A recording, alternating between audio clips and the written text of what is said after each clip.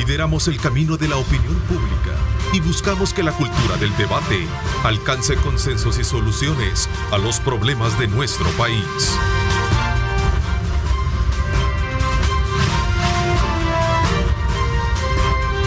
Diálogo con Ernesto López.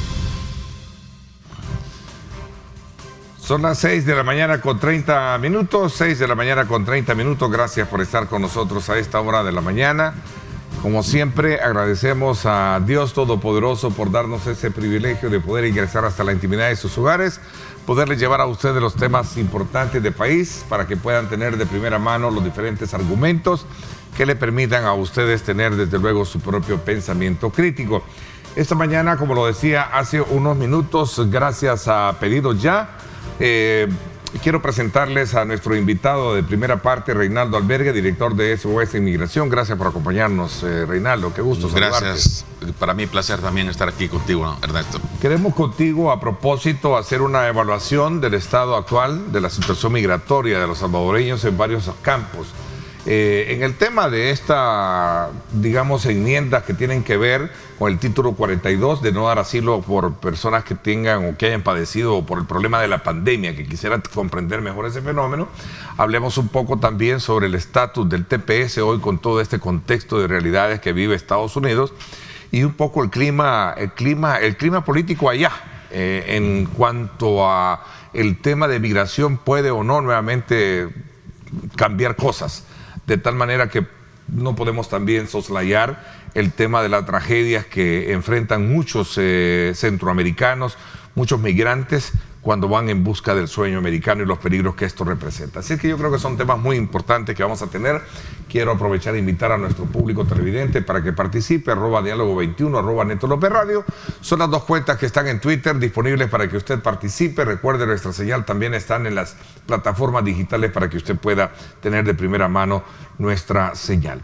A ver, Reinaldo, cuéntame un poquito sobre el título 42, ¿En qué consiste y qué alcances tiene esto para conocimiento de todos? Bueno, esta medida fue tomada por el presidente Donald Trump por la pandemia en el 2020, donde suspendía, ¿verdad?, el ingreso de los indocumentados para poder pedir asilo dentro de Estados Unidos a excusa de la pandemia.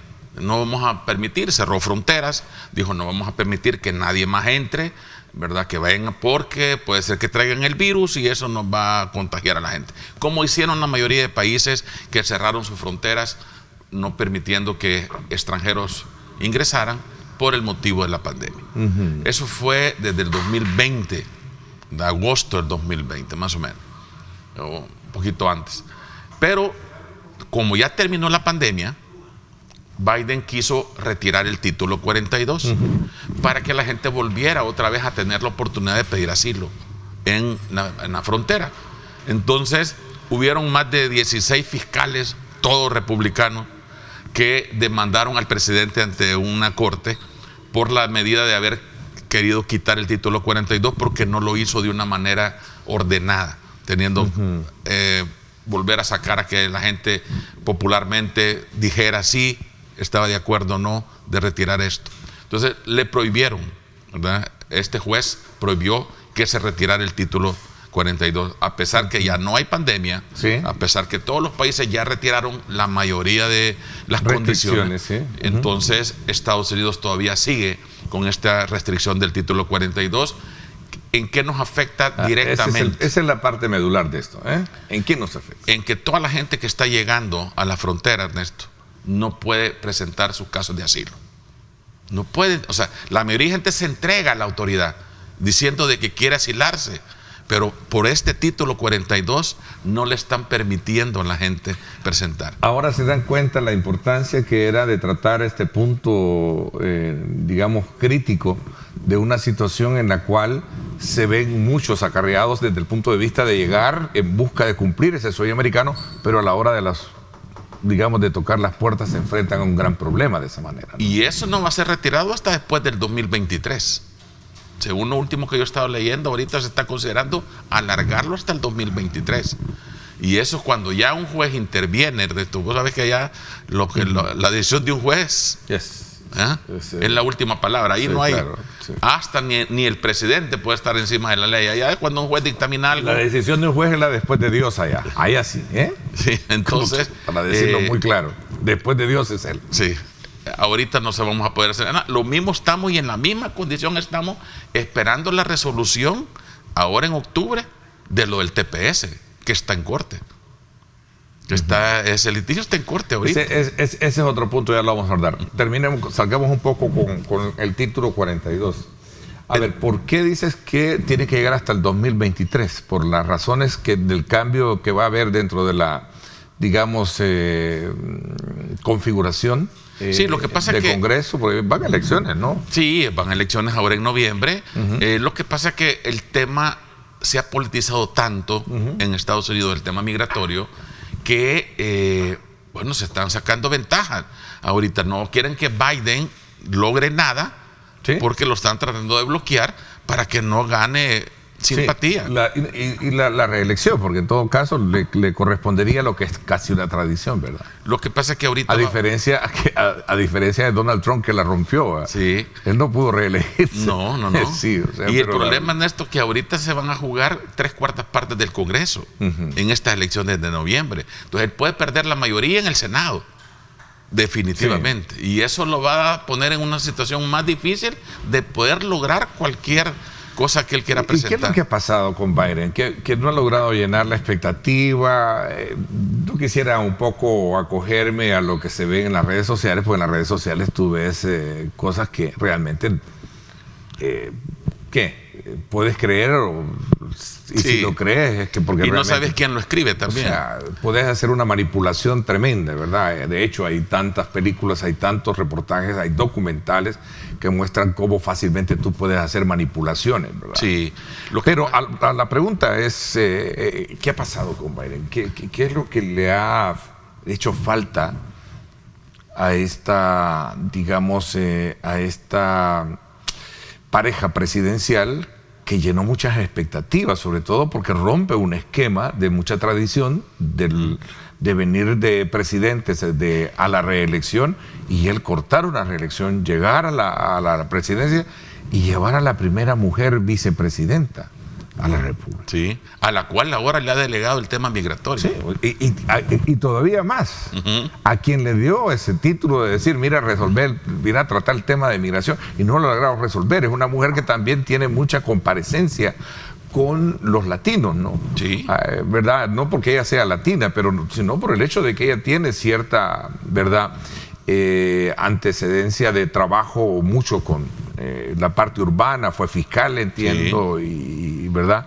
Y muchos cargos públicos. Se acaba de reunir con el presidente de México, donde acaban de tener una excelente reunión, donde acaban de sacar buenos acuerdos, siempre sobre la migración. En Honduras Sí, está visitando toda la zona de Centroamérica, ¿verdad? Lo que pasa es que a Biden y a ella le pasó factura lo mismo que le pasa a todos los presidentes, que cuando están en campaña prometen que van a hacer un montón de cosas, y a la hora que ya están ahí no cumplen con lo que prometieron, ya sea porque lo bloquean, que es lo que normalmente le pasa, que la oposición siempre trata de ver cómo no dejarte hacer, ¿verdad?, las cosas.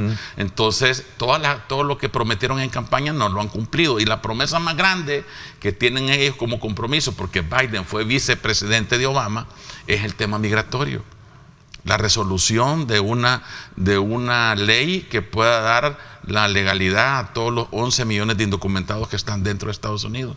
Y no lo van a dejar, porque los republicanos no le están aprobando de todas las leyes que han pasado en el Congreso. En la Cámara Baja pasan porque tienen la mayoría exagerada, pero cuando ya van al Senado, que son 100 senadores, y ahí tienen que tener 50 más 1, no pasan. Y ahí mueren todos los proyectos de ley.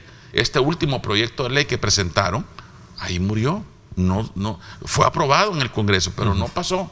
Entonces no han podido arreglar DACA, no han podido arreglar todavía la promesa del TPS, que también no han podido arreglar los 11 millones de indocumentados que se les prometió. Entonces, cuando los presidentes están ahí, ya ven que no es tan fácil cumplir con lo que se prometen por toda la oposición que encuentran, es donde ellos comienzan a perder popularidad con la gente. A ver, y recalcando que Estados Unidos tiene una sociedad, digamos, sociedad política bastante democrática, si le queríamos pensar así, porque la oposición es una oposición bastante, como puede ser pragmática o recalcitrante, puede ser también flexible y coherente con los proyectos del Ejecutivo.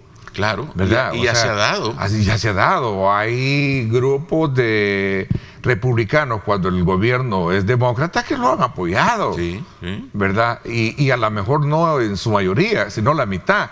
Y no hay ningún problema. O sea, a lo que quiero llegar es que también hay un escenario versátil en el cual puede ser aprovechado por un presidente, ¿no? Y por eso están las negociaciones, ¿verdad? Cuando ellos presentan un proyecto de ley, ellos te dicen, ok, te lo vamos a apoyar, te vas a tener nuestros votos siempre y cuando tú también nos apoyes en este tema. Y ahí es donde viene ese canje. Voy de indocumentado, llego a la frontera, mi anhelo es, vengo, me presento y pido asilo. Pero de entrada me dicen, no hay. Sí. El sistema ahora como está pero ¿quiénes quedan? Pero al final por eso un paso puede haber para ingresar. Lo que pasa es que la gente que se entregue en frontera, que eso es diferente, una cosa es que te agarren adentro, ¿verdad? Y ya estando adentro, tú puedes asilarte o poder decir, miren, yo no quiero regresar, me quiero asilar. De acuerdo. ¿Verdad? Una cosa es que te agarren adentro ya, que te capturen adentro, y otra cosa es que tú llegues y te entregues en la frontera.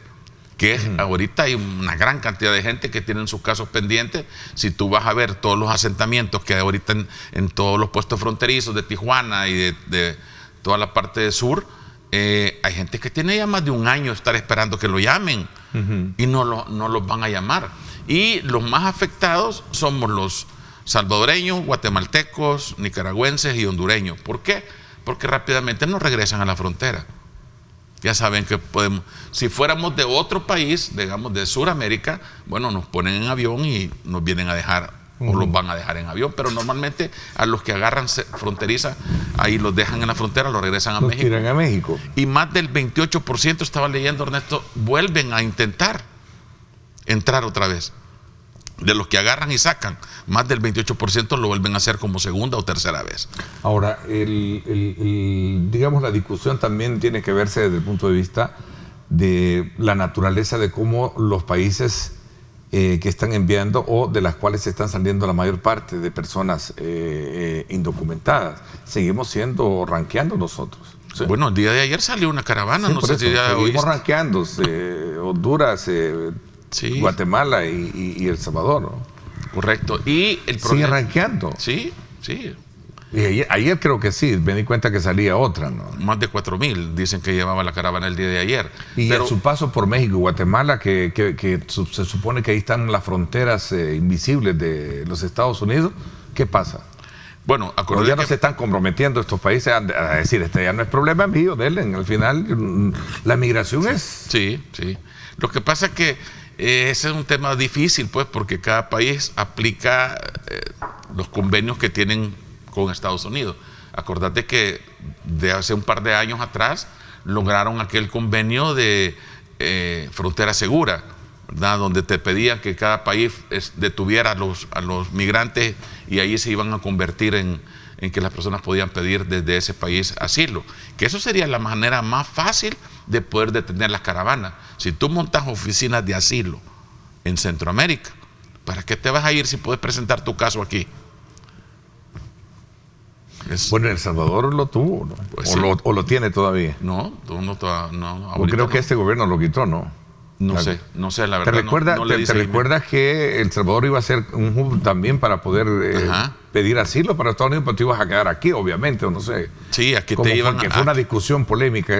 Fue en la anterior administración, creo que se dio esto. Sí, pero no sé en qué terminó, la verdad, si fue o no fue, o si quedó o no quedó. Pero en el caso de México sí, hay mucha gente que en México, que por cierto, creo que lo acaba de suspender.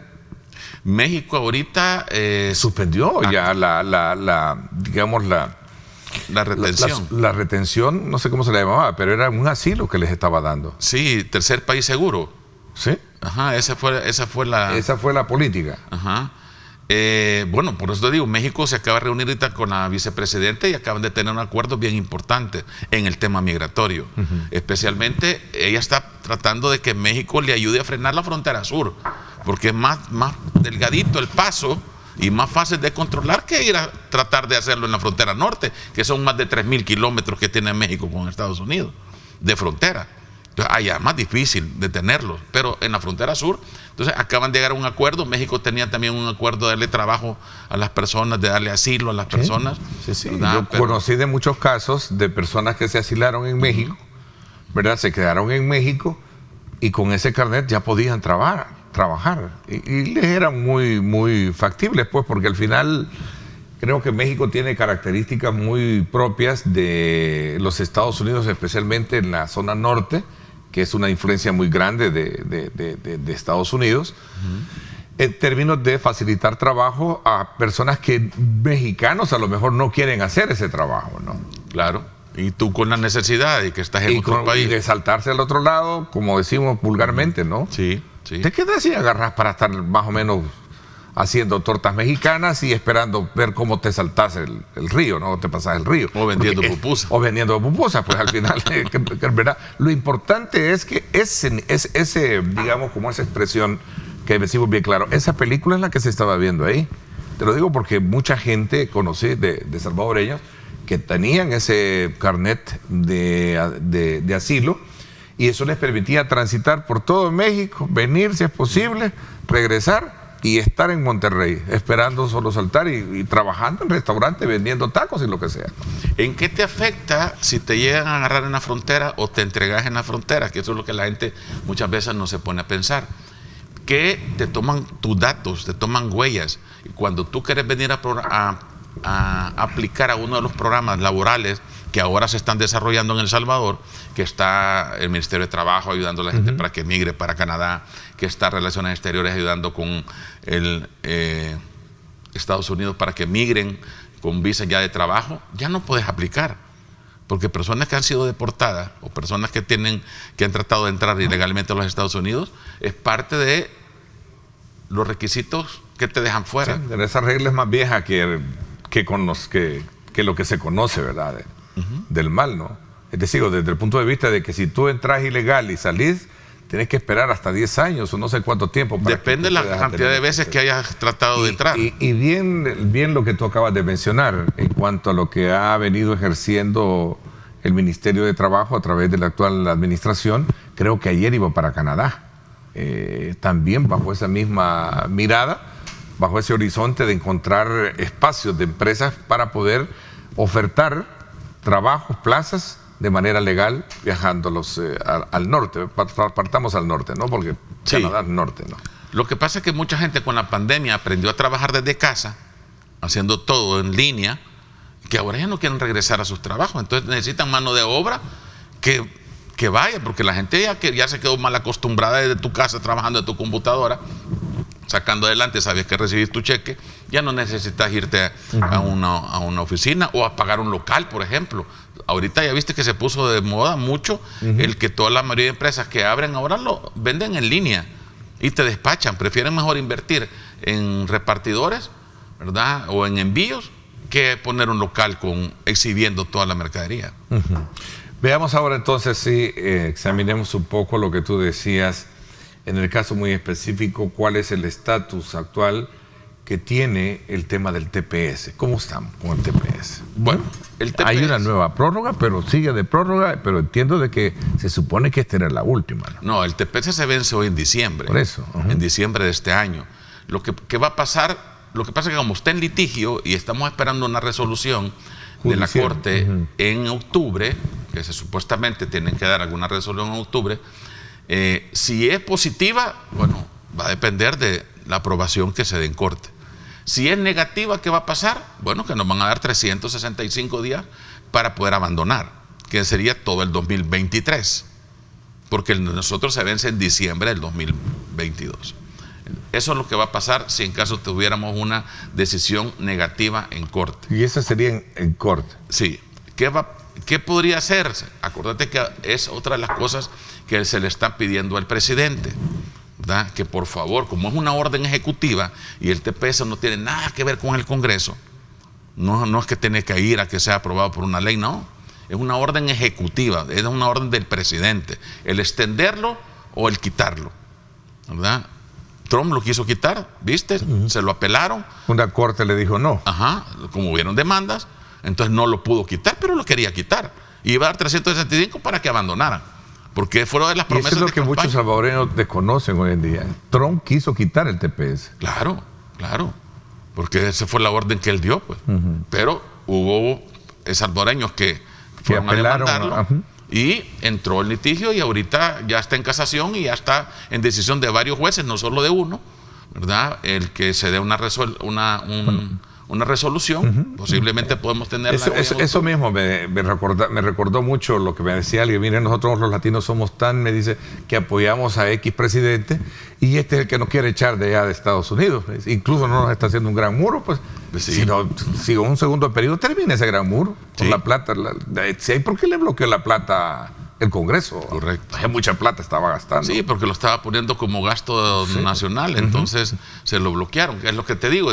Pero después a México le dijo, México tiene que pagarle a Estados Unidos con la cooperación. Sí, es cierto. Sí, a México le estaba pasando la pelota. Estas son realidades así bien elocuentes, pero de verdad, es esa la realidad con la que se está enfrentando aquel salvadoreño a la hora de estudiar qué es lo que está pasando en el tema migratorio.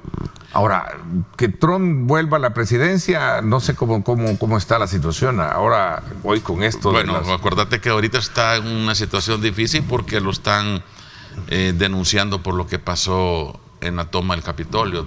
O sea, ahí hay un pleito. Hay un juicio que antecede todo eso. Sí, pero lo importante del TPS ahorita, Ernesto, es que a partir del 1 de julio de este año, el presidente Biden dio la orden a migración porque Trump en agosto del 2020 suspendió que aquellos salvadoreños que habían salido, o todos los tepecianos que hubieran salido y regresaron bajo migración, pudieran ajustar su estatus. Lo quitó en agosto del 2020, porque ya muchos salvadoreños habían salido con permiso y habían logrado demostrar que habían regresado legalmente a Estados Unidos y pudieron ajustar a través de haber demostrado que habían. Entonces ahora el presidente Biden dice, bueno, a partir del 1 de julio se les va a dar un nuevo permiso de viaje, y ahí se llama permiso de viaje, para que todo el tepeciano que salga y regrese por frontera pueda ajustar su estatus dentro de Estados Unidos, siempre y cuando califique. ¿Qué significa calificar? Tener una esposa ciudadana que te pida, o residente permanente, tener padres legales que te pidan, o hijos nacidos en Estados Unidos que te puedan pedir. Entonces, ¿qué ganamos nosotros? Bueno, además de que el TPS nos da un permiso de trabajo, nos suspende cualquier orden de deportación, podemos sacar licencias de conducir y también podemos pedir permiso para salir del país, ganamos tiempo. ¿Para qué? Para que nuestros hijos, acuérdate que estamos con TPS desde el 2021, de febrero de 2021, que ahora para el 2022 muchos de ellos ya están cumpliendo 21 años. Que es cuando un hijo te puede pedir, cuando seas mayor de 21. Entonces, aún teniendo el TPS. Sí. Un familiar, un hijo te puede pedir nacido en Estados Unidos, puede peticionar a su papá, a su mamá, ¿verdad?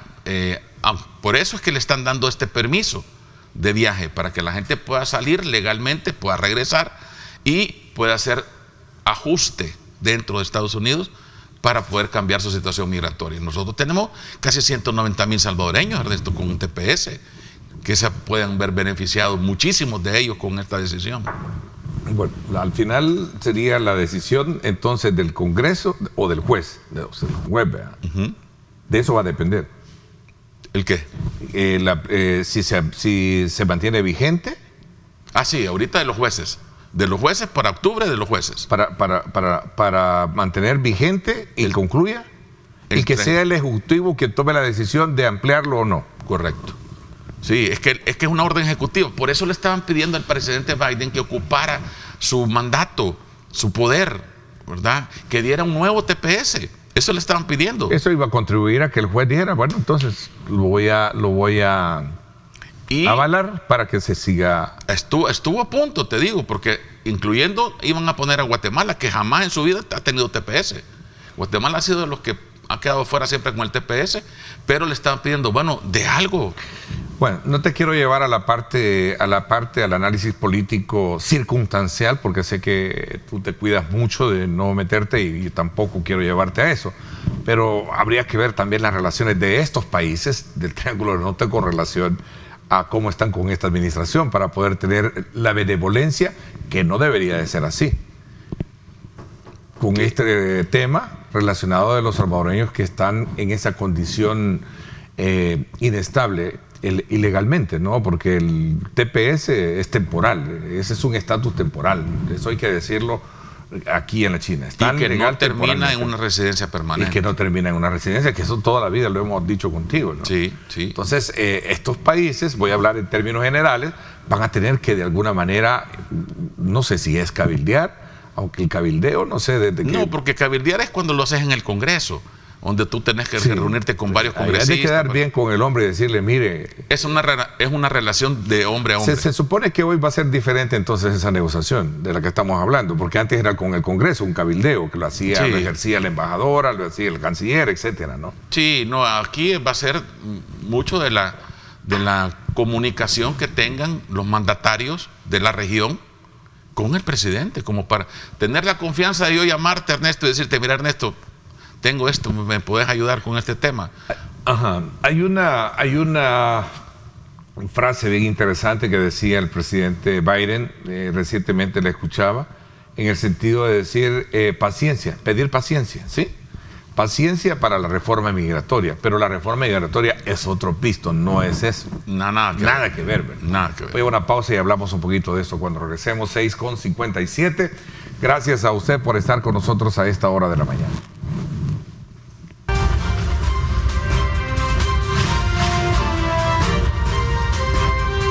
Diálogo con Ernesto López.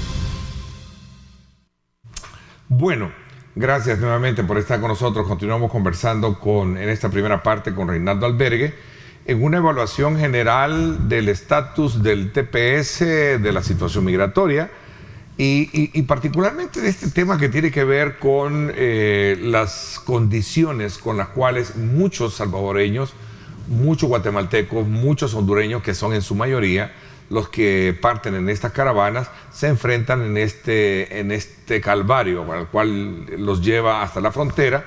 Y hemos hablado precisamente del título 42, que ya nos quedó bien claro, es un punto medular en todo esto. Y pues hablemos ahora precisamente de este otro tema, que tiene que ver con las condiciones favorables para decir, bueno, sí, tengan paciencia, voy por una reforma migratoria, pero la reforma migratoria es otro... digamos, es otro escenario, mucho más amplio, que estar hablando de un TPS. De mucha más negociación. Y por eso yo te decía, mira, me recuerda mucho en este contexto la declaración que hiciera el presidente Biden, donde dijo, pido paciencia para la reforma. ¿Pero de qué paciencia está hablando? Acordémonos que el presidente Biden era el negociador que tenía el presidente Obama, el que cabildeaba en el Senado y lograba convencer a los senadores para que apoyaran a Obama en ciertos temas, era el presidente Biden, en aquel entonces vicepresidente. Entonces, el presidente el vicepresidente actual siempre se ha conocido como uno de los excelentes negociadores, que ha tenido ese don, esa habilidad, ¿no? Esa habilidad de poder llegar y hablar y convencer. Ahora se le ha puesto cuesta arriba, porque acordate que los republicanos difícilmente van a aprobar algo donde él se pueda coronar sabiendo que es su competencia política, sabiendo que en noviembre hay elecciones donde pueden arrebatarle varios curules en el Senado. Entonces, cuando los temas se ponen así de negociar, se le ha puesto muy cuesta arriba al presidente. E incluso hemos visto que hasta la vicepresidenta ha tenido que tiene un voto también en el Senado, ¿verdad? Le ha costado poder penetrar incluso miembros de su propio partido, porque ahorita uno de los senadores que no estuvo de acuerdo con aprobar esta reforma migratoria que se había presentado fue un demócrata. Y eso nunca se lo esperaron ellos, pues. ahorita estaban tratando de negociar con su propia gente para ver si lograban. Por eso le están pidiendo paciencia al presidente, porque creen que pueden lograr todavía, ¿verdad? Alguna negociación en el Senado. Y eso o sea, la paciencia que él pide es porque le dijeron a él, mejor tenga paciencia. Sí, los asesores mismos le dijeron que se esperara. Él iba a tomar una orden ejecutiva, porque al ver que no, que toda la gente se lo está pidiendo, especialmente acuérdate que los grupos promigrantes, que son fuertes y grandes en Estados Unidos, le estaban diciendo, presidente, por favor, ejecute su mandato. A usted lo pusimos por eso, ¿verdad? De su dirección, ejecute su poder. Si para eso usted es el presidente. Y como hay órdenes ejecutivas, como las tomó el presidente Trump en su momento, ahora le están pidiendo a Biden que lo haga. Y los asesores le dicen, no, espérese, puede ser que esto cambie. Lo que pasa es que el tiempo se le va cortando, Ernesto. Ya julio ya se fue, ya entramos a agosto. Claro. Y ya las votaciones son noviembre y necesitan también tiempo para poder cabildear y poder tener campaña para sus votantes. O sea, mira, y esto de la ley de registro que se estaría dando en el Congreso, no tiene fecha este dato que me ha puesto mi equipo de producción. Ajá. Bueno, aquí me dice 15, la Embajada de los Estados Unidos dice que a partir de... No, esto es otra cosa. Este es un proyecto. Contame de este proyecto porque habla de 8 millones para indocumentados, o sea, legalizarlo con una green card. Lo que pasa es que ahorita se han reunido 6 senadores demócratas, son los 6 que están presentando este proyecto, ¿verdad? Esta ley ya existía, Ernesto, hace años. Tenía como fecha de partida 1 de enero del 72. O sea, estoy hablando hace un par de años atrás. Como una ley que ya existía, no hay que crearla. Lo que están tratando es de cambiarle la fecha.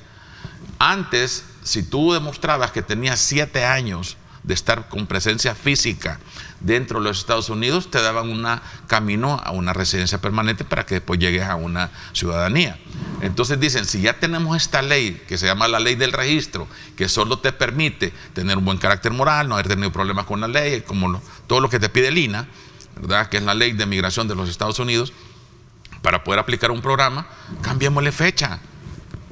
Porque si le cambiamos fecha, pongamos que le pusieran diciembre del 2020. Ellos calculan que más de 8 millones de indocumentados serían beneficiados con esa ley. A una residencia, porque creen que hay gente que tiene más de 7 años de vivir dentro de los Estados Unidos. Entonces, ellos creen que con esta con esta reforma de ley, podrían ellos abarcar. Por eso le están diciendo al presidente, hey, espérenos, déjenos trabajar, ¿verdad? Estamos presentando esto, a ver qué va a pasar. Ya no hablemos de reforma, hablemos de una ley que ya existe. Cambiémosle la fecha, que no está mala la idea, ¿verdad? De poner una fecha actualizada. Me preguntan acá, ¿qué pasa con todos aquellos salvadoreños que en algún momento han estado teniendo un mal récord de convivencia en los Estados Unidos? ¿Estarían bajo la lógica de ser deportados cuando se trate de hacer una evaluación del TPS? Porque entiendo, según esto ya no lo dice, entiendo que cuando tú aplicas al TPS te ven un récord, ¿no? Sí, toda persona, incluyendo hasta que sea residente permanente, también. Si has cumplido, si has tenido problemas con la ley, eso te deja fuera automáticamente. Puedes perder la residencia. Puedes perder la residencia, que es lo que muchos residentes no saben. Ellos creen que cuando ya sean residentes permanentes ya pueden hacer lo que quieran en Estados Unidos. No, allá te metes un problema legal o un problema delincuencial o te metes un problema serio, pues te pueden hasta deportar. Entonces, todas las personas que están bajo cualquier programa en Estados Unidos tienen que tener récord limpio para poder seguir dentro del programa. Aquellas personas que van cometiendo errores, van cometiendo faltas, se van metiendo en problemas, el sistema mismo los va eliminando. Samuel Tejada nos escribe y te saluda cordialmente, te dice, muy interesante este análisis, Ernesto. Espero que muchos salvadoreños pongan atención y traten de entenderlo. Creo, dice, hace referencia al trabajo que está haciendo la embajada, y el cual dice, creo que difícilmente pueden hacer algo. Por eso es importante la relación entre dos personas que tienen poder. Es decir, haciendo referencia de que tú decías que esto es más personal. Debe ser el presidente, poder lograr establecer una ampliación del TPS. Entendería que por eso a eso se está refiriendo Samuel Tejada. Sí, claro, acordémonos que todos los mandatarios de Centroamérica que quieran o que tengan miembros dentro de un programa, lógicamente una llamada telefónica podría solucionar muchas cosas. Ahora, ¿qué se hable en esa llamada telefónica? Que sí es otra cosa, ¿verdad? Sí. A ver, la paciencia es, digamos, como el elemento distractor de lo que podría ser de lo que no se cumpla, pregunta otro televidente. Y dice, y creo que él tiene razón, porque este tema de la migración viene de cientos de años, diría yo, o decenas de años. Desde que nosotros estuvimos allá en Los Ángeles, desde el 2000, venimos hablando de una reforma migratoria. Hace 22 años estuvimos una vez en Los Ángeles, me recuerdo. Desde entonces estamos hablando de una reforma. ¿De esa reforma? De esa misma reforma. Que estuvimos en un evento de... Sí, también era de migrantes, Sí. un evento de la diáspora, ¿no? En aquel Correcto. entonces, sí. Sí, donde se habían invitado autoridades locales, Sí. ¿verdad? Para presentarles y decirles que estábamos pidiendo que por favor apoyaran ese proyecto. Sí, recuerdo que había un congresista o era el alcalde. El también alcalde, un congresista y varios Sí. miembros del... Sí, entonces Pareciera que fue ayer, hace 22 años que estuvimos allá, ¿cierto? estuvimos cabildeando. Estuvimos cabildeando, así es. Vamos a ver, mira, aquí hay otra pregunta interesante que nos hace este televidente. Nos dice, Ernesto, ¿qué ha pasado con los gobiernos de Guatemala? Triángulo del Norte, dice acá, ¿verdad? No han logrado crear las condiciones porque siguen las caravanas. Sí, lo que pasa es que eso es bien difícil que un gobierno lo logre controlar porque no sabes ni cuándo se te arman, ni cómo se te arman, ni quién las arma. Bueno, y aparte de eso también, eso de emigrar como que ya es una naturaleza en el ser humano. Lo han dicho sociólogos, lo han dicho Sí. especialistas en este tema, ¿no? Sí, eso lo podemos ver aquí mismo en El Salvador, pues hay mucha gente que de la ciudad emigra para ¿qué? Los departamentos, y mucha gente de los departamentos emigra a la ciudad. O sea, siempre es un derecho, ¿verdad?, que tenemos el podernos mover.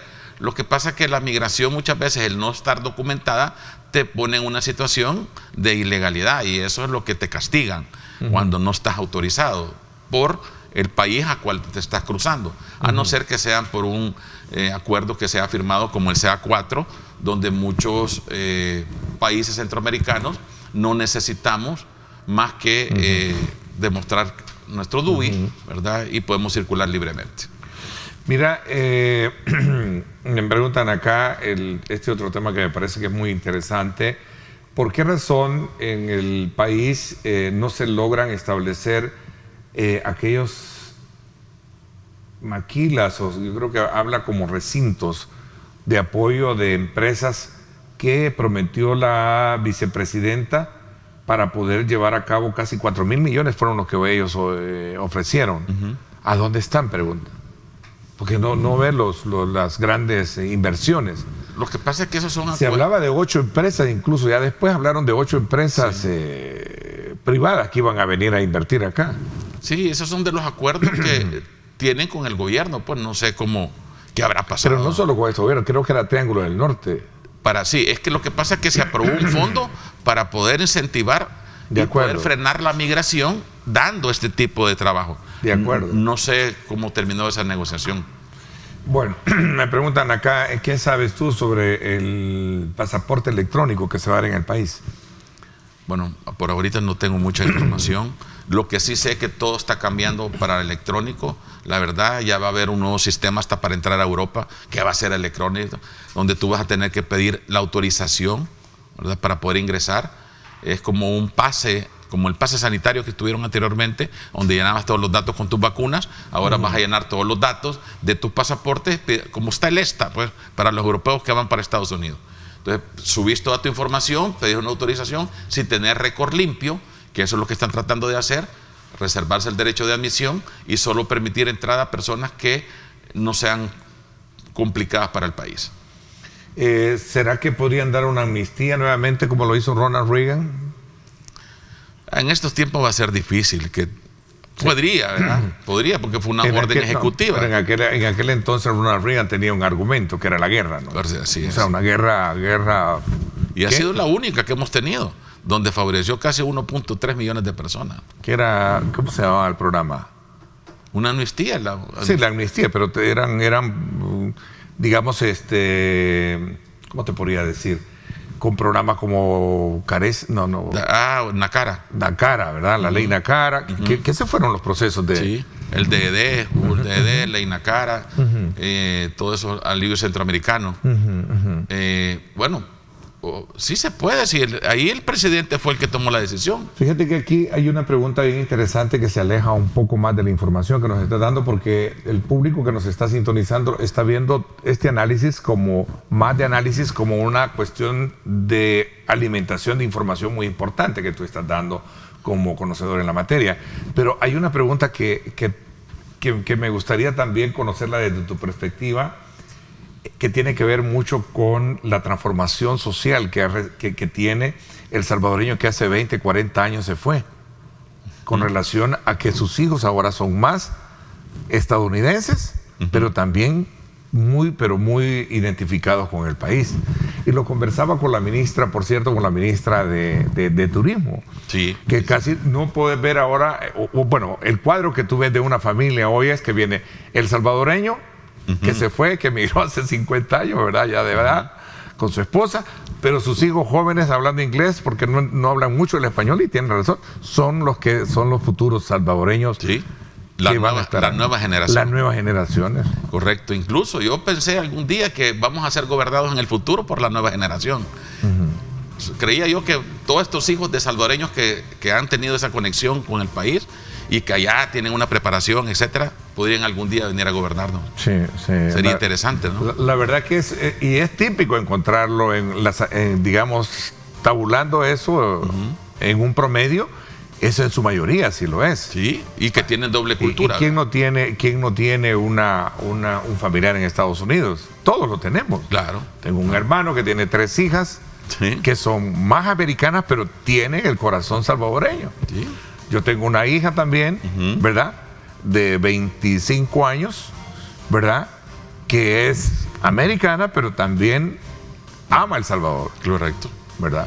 Pero bueno, así están las cosas. El tiempo se me fue. Quiero agradecerte el que nos hayas permitido estar al tanto de lo que está pasando en los Estados Unidos con relación a este tema. ¿Y qué reflexiones a manera de conclusión nos deja la discusión, especialmente de este tema del TPS? Porque estamos hablando de casi 200,000 salvadoreños que siguen estando bajo esa condición, ¿no? Bueno, especialmente para los que tienen familiares con TPS, ¿verdad? Recomendarles que se cuiden, que no cometan errores, porque eso los puede dejar fuera del programa. Que aprovechen este permiso de viaje que ahorita acaba de salir en julio, aprobado para que puedan tener su ingreso legal a los Estados Unidos, y eso les permita ajustar su estatus sin necesidad de salir. Bueno, gracias, te agradezco muchísimo el que nos hayas acompañado, y te vemos siempre en asesoría migratoria también. Así es, todos martes y jueves. Sí, los martes y jueves. Del 7 a 8 de la noche. Canal 19, nuestro canal hermano, ¿verdad? Así es. Ahí está también, por si usted quiere, porque aquí me estaban preguntando sobre el tema de visas y todo eso, ¿no? Pero es en martes y jueves. Hoy en la noche. Hoy en la noche, ¿verdad? A las 7 de la noche. 7 de la noche, no se lo pierdan ahí en Canal 19, para que usted se entere y pueda hacer las preguntas pertinentes, más allá de los análisis que hemos hecho esta mañana, siempre con nuestro consultor y especialista en el tema, Reinaldo Albergue, director de SOS Inmigración. Gracias por habernos acompañado. No, gracias. Vamos a la pausa, 7:17. Osiris Luna, director de Centros Penales, nos acompaña en cuestión de segundos. Acompáñenos, no nos cambien, regresamos.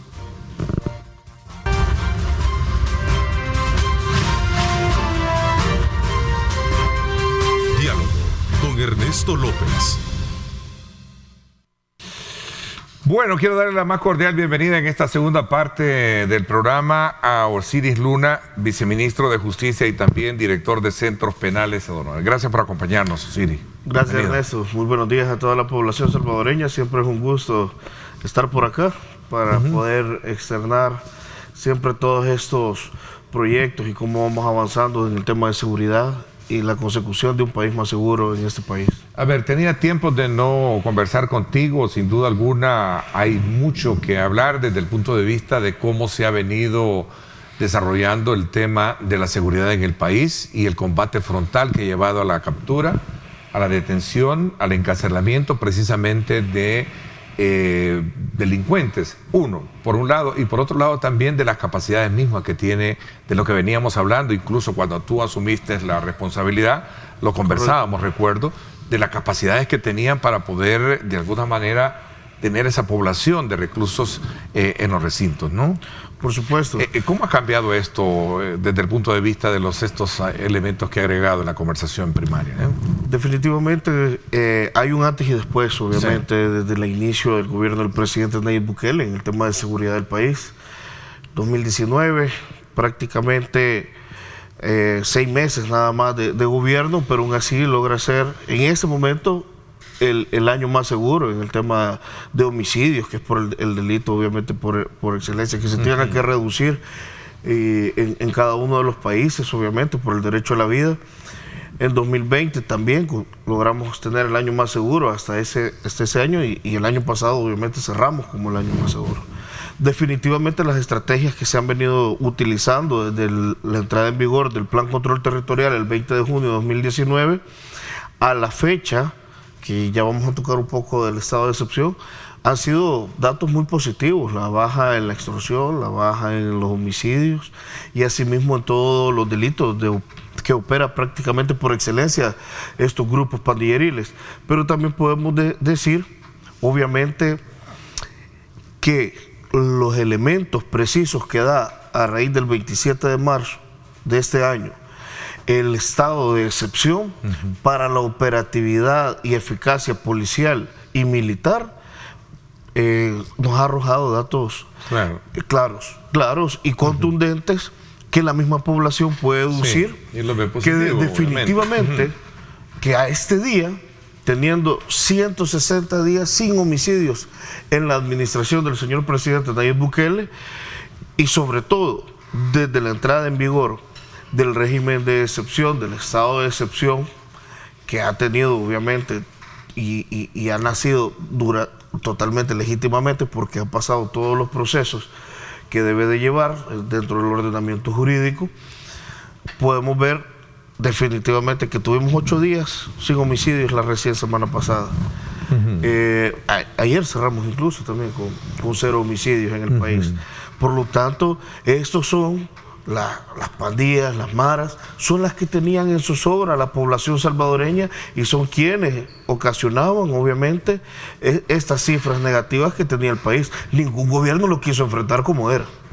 Y hoy hay un ataque frontal, porque el Estado no se podía quedar de brazos cruzados después de la barbarie que cometieron, obviamente, horas antes o días previos. Son casi 47.000 ya los que se tienen. Un poco más de 47.000. Sí, poco más de 47.000. Hay una capacidad que sobreexcede, obviamente, el sistema carcelario, de lo que te decía al principio. Sí, por supuesto. Nosotros, en cuanto a la capacidad carcelaria y en cuanto a la eficacia, obviamente la eficacia no está en duda.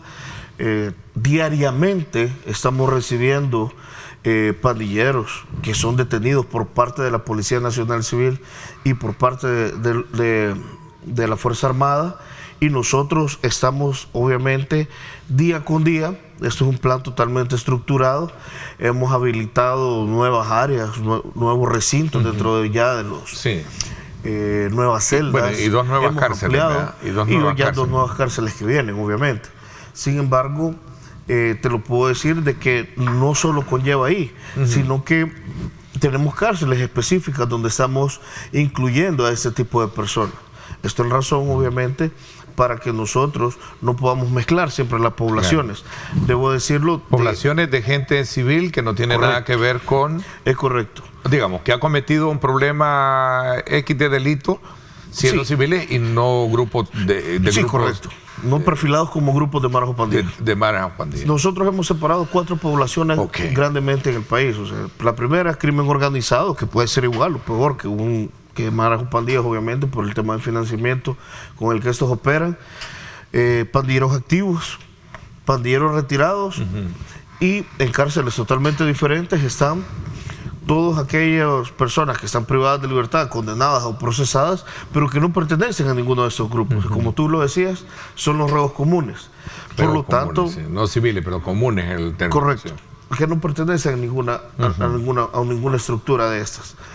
No hay una entremezcla, a pesar de las denuncias que en algún momento he escuchado, que los han mezclado juntos, no existe eso. Es que lo que te puedo decir es de que dentro de la confidencialidad que hay dentro de las estrategias de seguridad, pero lo que sí la gente puede estar segura es que nosotros diariamente, no solo las capturas se realizan de manera muy técnica, porque obviamente hay un perfilamiento dentro de las bases policiales de inteligencia, las bases de centros penales de inteligencia también que se tienen, y las del ejército, así como la inteligencia del Estado.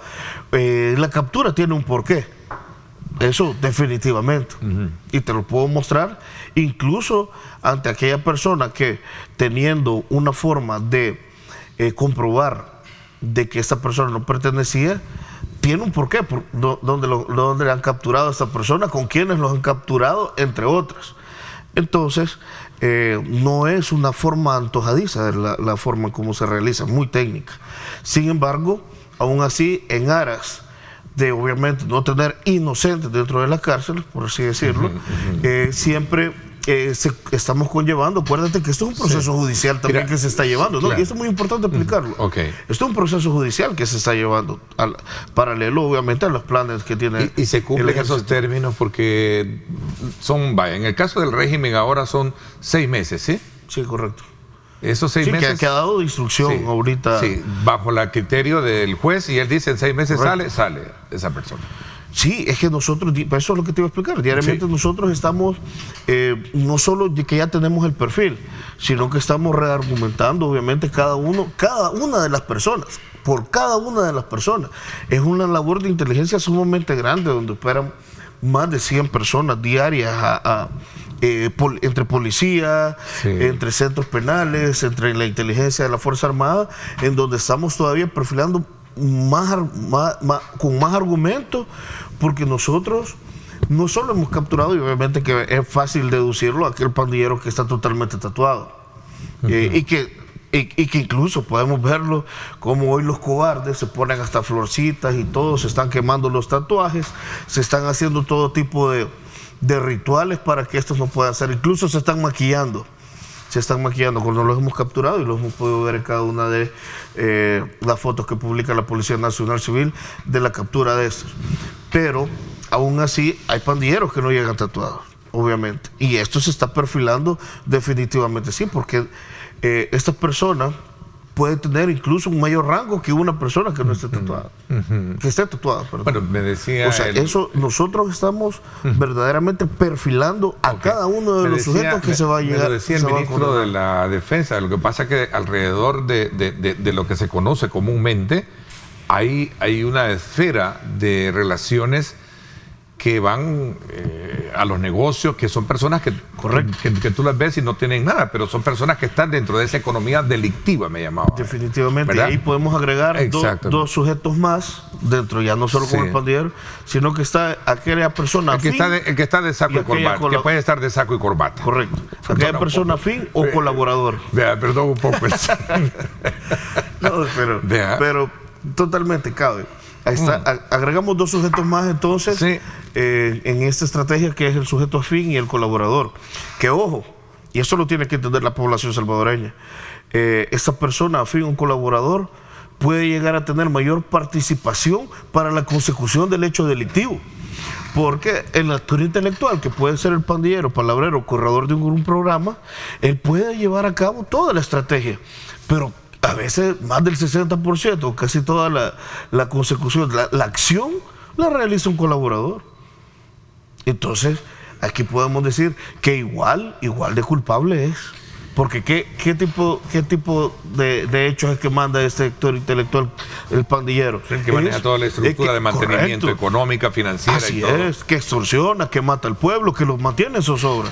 Y que es de los quienes nosotros tenemos que extraer a todos esos delincuentes de las calles, de las colonias, de los barrios, de lo rural, donde se han ido a esconder como cobardes, y los vamos a tener en las cárceles. ¿Cuánto de esa estructura, en términos porcentuales, se ha logrado menguar a 4 meses de haberse implementado, 4 o 5 meses de haberse implementado el régimen de excepción? Bueno, teníamos nosotros, previo a esto, y como bien lo mencionó el presidente, cerca de 17,000 pandilleros activos habían en las cárceles previo a esto.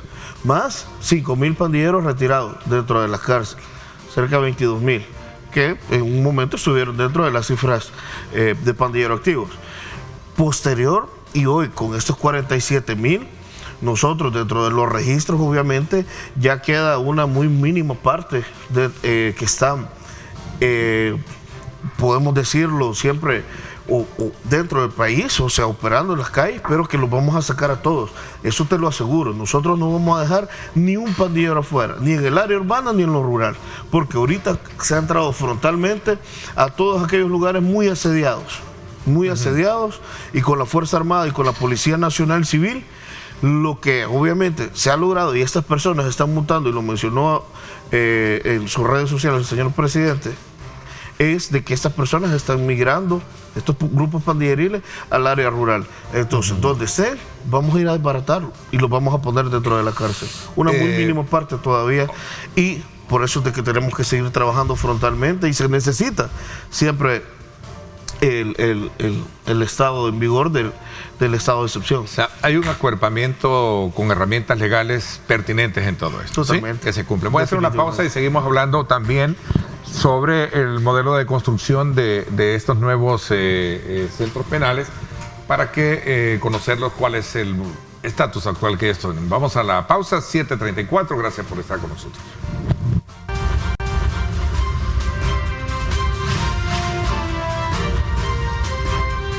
Diálogo con Ernesto López. Bueno, gracias nuevamente por estar con nosotros a esta hora de la mañana. Seguimos conversando con Osiris Luna, director de Centros Penales, y haciendo una evaluación sobre el estado poblacional de la población reclusoria, producto del régimen de excepción, también de un antes y un después, como bien tú lo describías, ¿no? Al principio de la conversación, Osiris. Hay un antes y hay un después. Correcto. Esto ha llevado, sin duda alguna, a colocar reglas legales que son las herramientas con las cuales trabajan. Hay ciertas denuncias que tengo que preguntártelas, ¿no? Y tú me respondes, estás en esa condición de poder o no, pero denuncias de personas que, de lo que tú me decías, no hay entremezcla del común con estos grupos, pero hay también en algún momento algún tipo de reclamos por ciertas muertes que se están dando en los lugares. ¿Qué me cuentas de esto, no? Bueno, nosotros, primero te lo puedo mencionar así, muy categórico.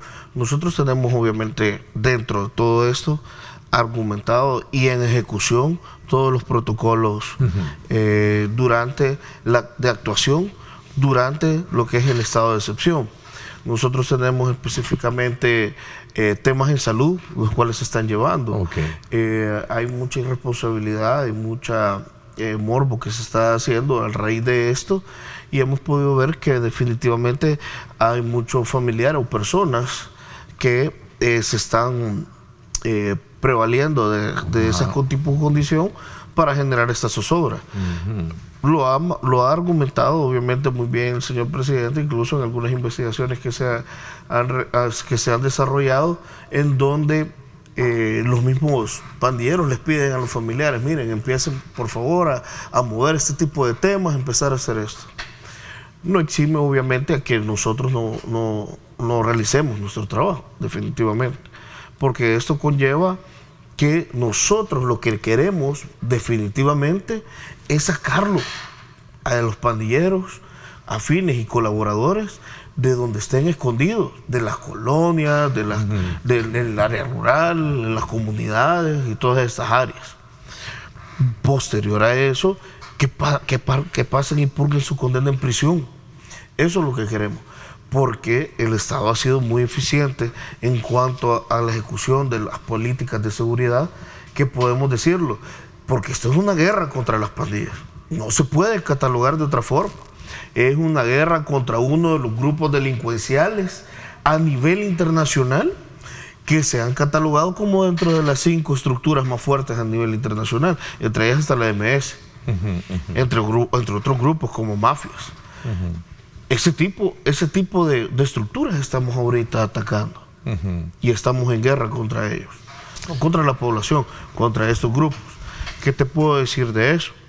Que obviamente ha sido una forma muy frontal en la cual se ha atacado. Sin embargo, si otros países así como hemos podido ver a nivel internacional, un país entra en guerra con otro o lanza una guerra contra otro, no hubieran 47,000 capturados a este tiempo, eso te lo garantizo, hubieran 47,000 muertes. Pero, ¿qué es lo que te está diciendo? Hay mucho profesionalismo en el tema de la policía y los militares. Nosotros estamos llevando a cabo todos los protocolos de salud. Tenemos 3 centros especiales para la salud en donde se están llevando todas aquellas enfermedades crónicas y degenerativas. Okay. Estamos dando los tratamientos debidos. Estamos nosotros realizando todas aquellas áreas porque ahí no vamos a permitir nosotros que esta gente que anda queriendo desestabilizar una política de seguridad que beneficia plenamente al pueblo salvadoreño, desde el más pobre hasta familiares y ONGs hablan de violaciones de derechos. ¿Qué piensas? Yo lo que te puedo mencionar definitivamente de eso, sí lo hemos visto y todo, no perdemos el tiempo obviamente en empezar ese tipo de especulaciones, pero sí te puedo decir que nosotros estamos desarrollando todos aquellos planes de salud necesarios. Damos tratamiento, tiempos de comida, el tiempo de comida, nos damos las calorías necesarias nosotros que se tengan que dar y para que una persona obviamente pueda estar ahí. Sí te puedo mencionar las condiciones, ojo, las condiciones dentro de una cárcel jamás pueden ser superiores a las que vive la población salvadoreña afuera. Wow, y es que yo te lo puedo mencionar, no pueden ser hoteles, es que yo no sé qué quiere la gente.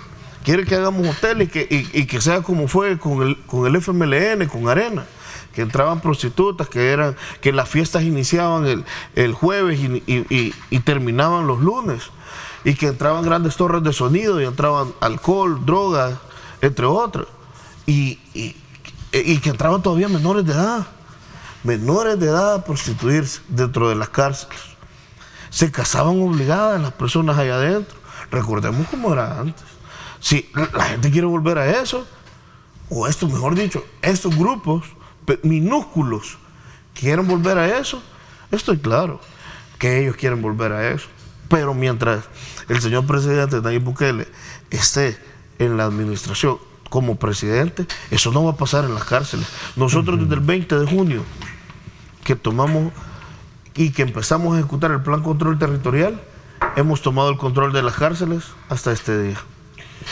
A ver, ¿qué se puede de alguna manera entender ahora del proceso de rehabilitación? ¿Se mantienen los programas de rehabilitación aún sí, o están suspendidos?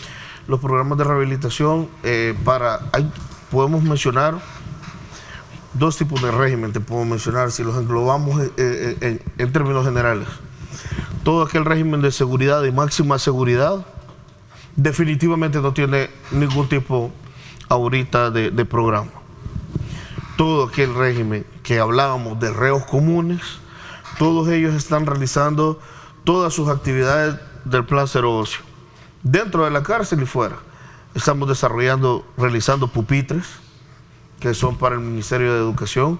Estamos mejorando las estructuras policiales, estamos mejorando la estructura de algunas escuelas, estamos ayudando en temas de Surciri, estamos ayudando en temas de las comunidades, hemos ayudado a ANDA también en varios proyectos, estamos apoyando ahorita en la consecución de muchos proyectos gubernamentales de vivienda, como por ejemplo con la ministra Michelle Sol, estamos trabajando en Nuevo Cojetlán, entre otros, y así una cierta gama de proyectos que estamos realizando, que conlleva obviamente a tener un buen trabajo penitenciario. El plan Cero Ocio entonces se mantiene.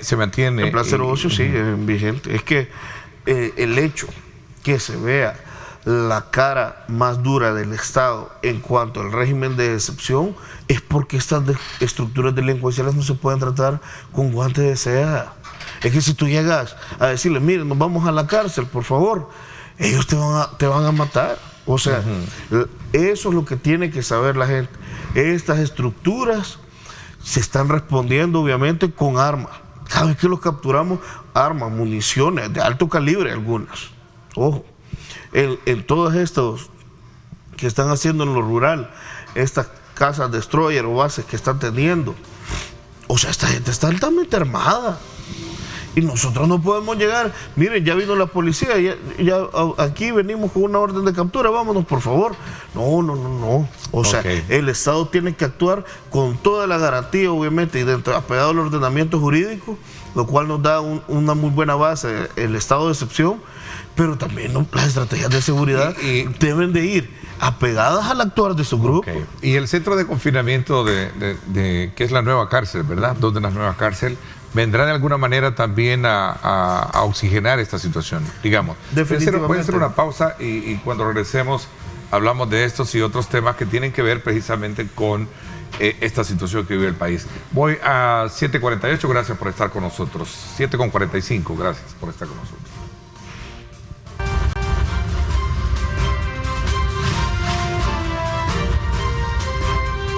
Diálogo con Ernesto López. Bien, gracias nuevamente por estar con nosotros. Cuéntanos un poquito sobre el centro de confinamiento de terrorismo, que es la construcción de este recinto que albergará alrededor de 40,000, ¿sí? Esa es la capacidad que se proyecta. Sí, va a ser el centro penitenciario con mayor capacidad, obviamente. Podemos ver ya varias etapas, obviamente, en el tema de construcción. Tal cual, va a una velocidad sorprendente. Sí. La realización y ejecución de ese proyecto. Impresionante la imagen esta, ¿no? Es grande. ¿Cuántos son? 200 manzanas, entiendo. Sí, correcto, lo subió el señor presidente y eso definitivamente, para ganar esta guerra contra las pandillas, tenemos que tener el mayor resguardo, donde tenerlos obviamente estos encarcelados y que se mantenga siempre el orden, control y disciplina que ha habido dentro de las cárceles desde que el señor presidente asumió este país. Va a tener este centro 3 anillos de seguridad muy grandes, muy fuertes. Asimismo, vamos a tener tecnología de punta, toda la tecnología de punta que puedas has visto en materia carcelaria en cualquiera uno de los regímenes y sistemas penitenciarios en el mundo. Escáneres, cámaras con miras térmicas para tener vigilancia las 24 horas. Las diferentes torres, obviamente, de seguridad que van a existir, perimetrales, y también dentro de cada uno de ellos va a existir diferentes módulos, obviamente, donde van a estar albergados los pandilleros. Eso sí, te lo digo, en este penal van a estar albergados todos aquellos terroristas, los cuales están los más altamente perfilados de todo el país, que le han causado luto y dolor al pueblo salvadoreño, aquellas personas manchadas de pies a cabeza, obviamente también de parte de las estructuras pandilleriles, tatuajes alusivos obviamente a ellos. Es sumamente, los muros perimetrales están obviamente hechos con una tecnología en cuanto a construcción e infraestructura de punta. Este centro prácticamente de confinamiento de terrorismo es algo que la consecución, como te lo digo, de todas esas capturas, de tener un resguardo en donde verdaderamente van a purgar toda su condena de prisión y donde jamás van a volver a salir. Ni un solo miembro de las estructuras terroristas que le han causado dolor, luto al pueblo salvadoreño, todos aquellos que están perfilados, que están siendo capturados durante el régimen del estado de excepción. Previo a esto también, todos aquellos pandilleros que estaban dentro de la cárcel, ninguno de ellos va a volver a salir. Y es que no los vamos a dejar volverse a organizar. Esto ya es una ruta en la cual solo vemos hacia adelante. Aquí no es una ruta con retorno. Aquí es solo para adelante. Y eso lo tiene que saber la población salvadoreña. Estas personas no solo se han capturado, se van a condenar y después en estos centros no van a volver a salir. En esos centros no van a volver a salir. Y es que no vamos a permitir que si esta guerra contra las pandillas, como la ha anunciado el señor presidente, nuevamente lo digo, es una ruta sin retorno. Vamos a dejar el país libre de pandillas. Ni un solo pandillero, mara, pandilla, de la que sea, de la cualquiera que estén organizados, personas que pertenezcan a este tipo de estructuras y que estén colaborando con ellos, también van a estar dentro de la cárcel. No vamos a seguir permitiendo que más salvadoreños sigan siendo extorsionados, más salvadoreños sigan siendo asesinados, entre otros tipos de delitos que conlleva la realización de esta estructura. El procurador visitó recientemente varios centros penitenciarios. Estuvo en Mariona. Correcto. Y estuvo en Izalco, ¿no? Sí, estuvo en Mariona, que es un centro penitenciario que alberga una gran población. ¿Mariona tiene reos comunes o ya está...? Tiene un sector de reos comunes que trabaja diariamente por los talleres que ya estaban implementados ahí. Lo tenemos separadamente de todos los otros sectores, donde están las personas detenidas durante el estado de excepción. Okay. Fue a ver todo el tipo de condiciones y la realización de los protocolos de salubridad que tenemos nosotros. Asimismo, los protocolos, obviamente, en cuanto a la alimentación y los protocolos de seguridad. Les puedo mencionar también que fue a cada uno de los penales de Izalco a ver las condiciones de las mujeres, a ver las condiciones de los penales de máxima seguridad que tenemos ahí, y los sectores de seguridad también que tenemos en el complejo Izalco.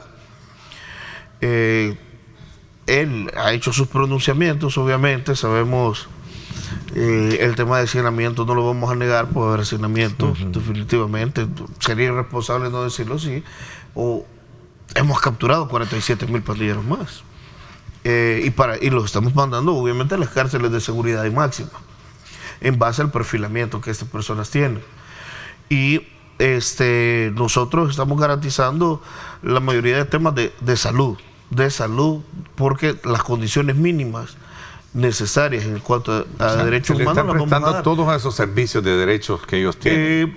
Sí, básicamente el Estado los tiene que dar, obviamente, pero te puedo mencionar también que la Cruz Roja Internacional también está ingresando a las cárceles, y eso desde antes de que llegara el procurador. Lo que pasa es que obviamente es una relación bilateral que se tiene entre la Cruz Roja y el Estado, y ellos están viendo la ejecución de todo el protocolo de salud.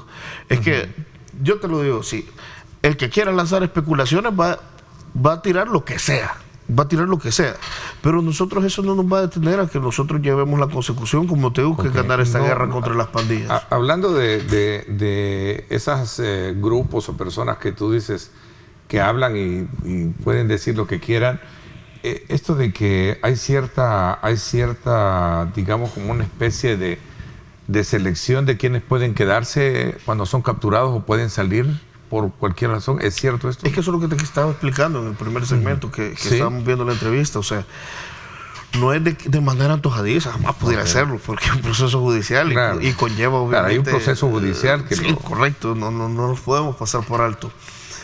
¿Qué sucede cuando entra el proceso judicial en sí?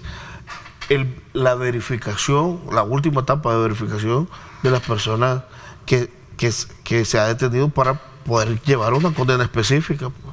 Lo que te digo es que, como bien lo se ha mencionado, el 99% lo son. Ese 1% que pudo haberse capturado, que estaba a la par de un pandillero, ¿verdad?, que estaba en un lugar que no debía de estar, es que las capturas no están siendo antojadizas, es que eso lo tiene que saber la población. Esta gente que tal vez se ha sucedido eso, lo que se va a hacer y que está pasando todos los días es de que hay grupos de inteligencia e investigadores verdaderamente, como te dije, grupos fuertes, grandes en cada uno de estos penales, en donde se está llevando la consecución de eso. El que se demuestre durante esta etapa de instrucción que no es, esa persona va a salir.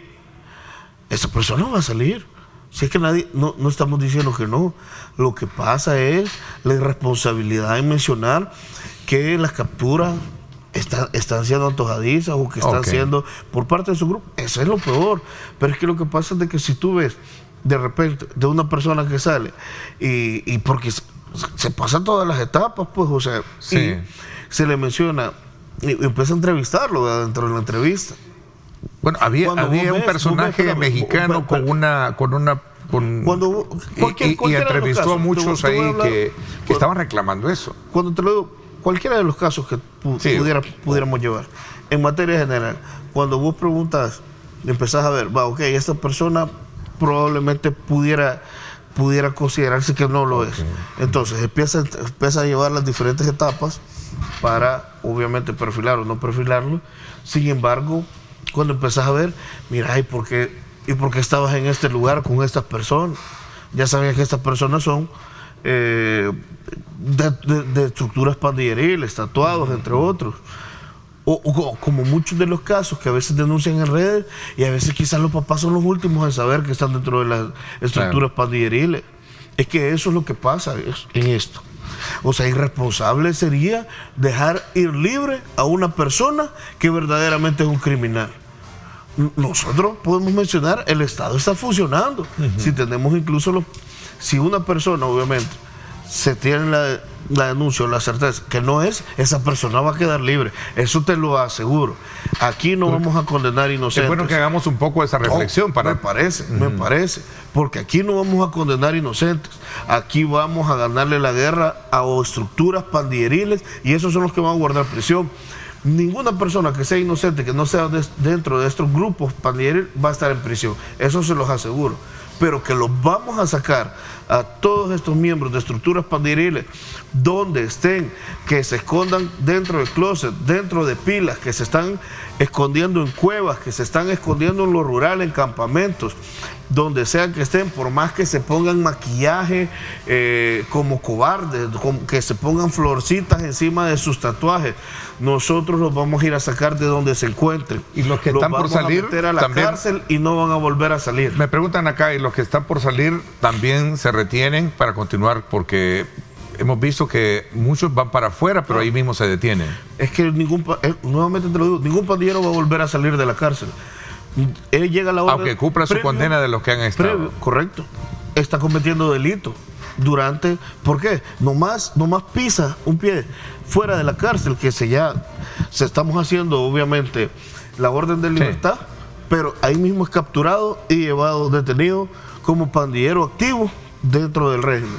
Entonces, ningún pandillero va a volver a salir de las cárceles. Y eso es que pasaba antes, Neto, hay que decirlo, y la gente te lo dice. Llegaban las grandes redadas en el tiempo de Arena y el Frente, y en 6 días ya estaban otra vez, y vienen más bravos, decía la gente todavía. Después de que se van 6 días, vienen más bravos y vienen a matar a ver quién fue.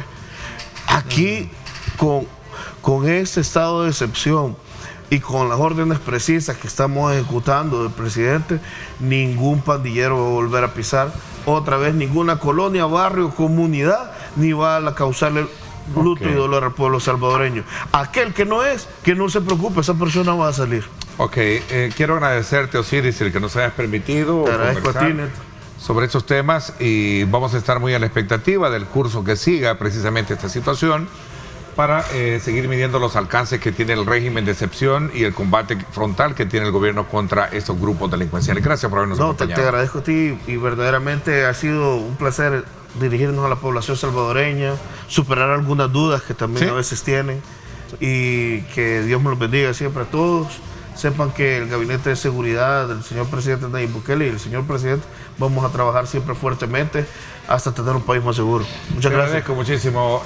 Vámonos entonces ya al corte, porque ya viene arriba mi gente, como siempre, con mucha energía para usted. Gracias, pásenla bien, y como siempre recuerden lo más importante, amar a Dios sobre todas las cosas. Lideramos el camino de la opinión pública y buscamos que la cultura del debate alcance consensos y soluciones a los problemas de nuestro país.